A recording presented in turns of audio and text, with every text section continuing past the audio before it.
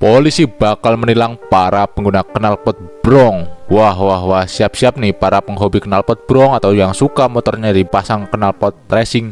Nih, siap-siap nih 2024 ini mungkin akan diperketat lagi tentang penindakan knalpot brong ini. Ya, walaupun peraturan ini sebenarnya sudah lama, namun yang di tahun-tahun sebelumnya gak begitu ketat ya. Namun di 2024 ini yang mungkin mendekati Pilpres sehingga membuat semakin ketat dalam melakukan razia knalpot brong. Karena ini udah peraturan sejak lama dan kita sebagai warga Indonesia harus tetap mematuhi peraturan tersebut. Ya, walaupun saya sendiri memang suka dengan knalpot brong, bukan hanya sisi merugikan namun ada sisi plusnya juga ya, jadi jangan khawatir.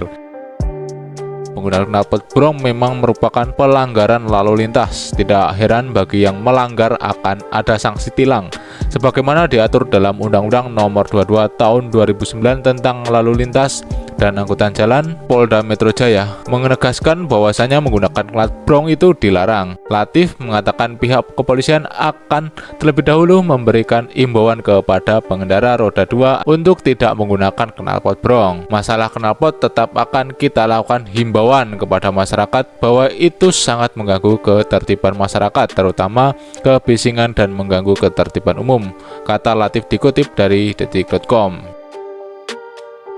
Untuk mengetahui pengguna knalpot brong dianggap melanggar pasal 106 Undang-Undang Nomor 22 Tahun 2009 tentang lalu lintas dan angkutan jalan. Selanjutnya pelanggaran akan dikenakan pasal 285 ayat 1 yang isinya setiap orang yang mengemudikan motor di jalan yang tidak memenuhi persyaratan teknis dan layak jalan meliputi kaca spion, klakson, lampu utama, lampu rem, lampu petunjuk arah, alat pemantul cahaya, alat mengukur kecepatan, knalpot, dan kedalaman alur ban. Bukan hanya knalpot brong, bahkan ban yang mungkin udah mulai agak gundul, kalian bakal kena tilang lur. Siap-siap nih buat kalian sepeda motor terutama nih yang paling sering penilangan nih ya, siap-siap nih. Sebagaimana dimaksud dalam pasal 106 ayat 3, junto pasal 48 ayat 2 dan ayat 3 dapat dipidana dengan denda kurungan paling lama 1 bulan atau denda paling banyak 250.000. Begitulah bunyi dalam pasal 285.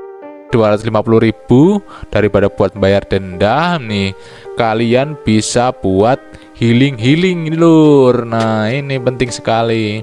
Jadi kalau misalkan kalian healing, kalian bawa uang pas-pasan, misalkan cuma bawa uang 300.000, kalau kena tilang 250.000, uang kalian tinggal 50.000, itu belum berikut bensin. Wah, ini bisa-bisa kita bukannya jadi healing malah traveling ya. Selain itu, menyoal suara knalpot juga diatur dalam Peraturan Menteri Negara Lingkungan Hidup Nomor 56 Tahun 2019 tentang buku mutu kebisingan kendaraan bermotor tipe baru dan kendaraan bermotor yang sedang diproduksi kategori M, kategori N, dan kategori L. Jadi setiap kendaraan memiliki 3 jenis kategori, yaitu yang pertama kategori M, kategori N, dan kategori L.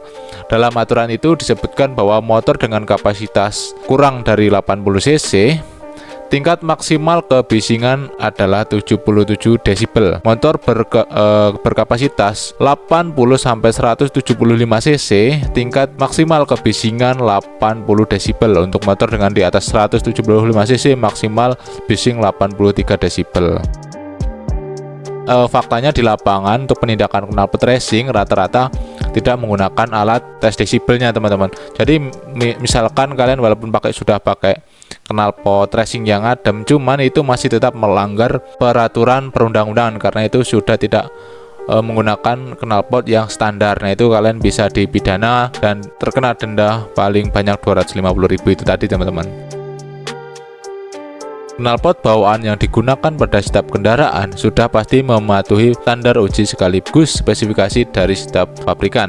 Sementara knalpot brong memang bukan standar dari pabrikan, melainkan bisa dibeli di marketplace, di online shop banyak ya. Kalau knalpot racing itu, kalaupun mau dimodifikasi mengganti knalpot boleh-boleh saja melakukan, namun tetap harus memenuhi standar yang ditetapkan. Nah, jadi yang jelas kebisingan dari suara desibel itu akan dites karena nanti kepolisian ada alat untuk mengukur desibelnya teman-teman. Namun selain memberikan sisi buruk, ternyata menggunakan knalpot brong ada sisi baiknya teman-teman. Yang pertama pasti kalau kalian menggunakan knalpot brong bakalan reading kalian tidak akan ngantuk ya. Pasalnya saya sudah membuktikan yang sebelumnya saya menggunakan knalpot standar ya, yang bisa dibilang knalpot adem lah, nggak ada suaranya. Nah itu pasti ngantuk teman-teman, ini fix ya, ini pasti bikin ngantuk ya, walaupun kita tidurnya sudah cukup. Cuman kalau kita riding ya, walaupun nggak jauh tetap aja kalau misalkan knalpot standar itu otomatis bikin ngantuk ya. Beda dengan kalau misalkan sudah menggunakan knalpot racing, itu pikiran kalian, telinga kalian itu lebih menikmati suara dari raungan atau suara ledakan dari piston dari knalpot yang membuat kita tidak ngantuk. Nah itu sisi plusnya juga ya. Dan plus yang kedua, mungkin ini tidak boleh ditiru ya, misalkan ada orang yang mau nyerobot, ada orang yang senono, kita bisa geber teman-teman. Nah itu poin yang mungkin poin plus juga ya. Jadi bukan hanya minusnya, walaupun sebenarnya kendaraan sepeda motor itu sudah memiliki klakson ya. Cuman kalau klakson itu karena kurang afdol ya bagi kita pengguna knalpot racing atau knalpot brong. Lebih mantapnya itu pakai suara geberan knalpot itu lebih mantap ya.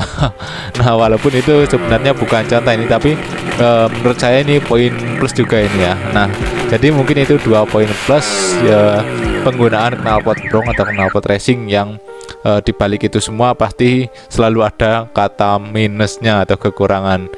Intinya tetap ikuti peraturan perundang-undangan, tetap tertib lalu lintas, gunakan knalpot standar, safety riding lah intinya gitu. Intinya kita jangan arogan. Nah oke, see you next time. Terima kasih dan mantap. Grrr.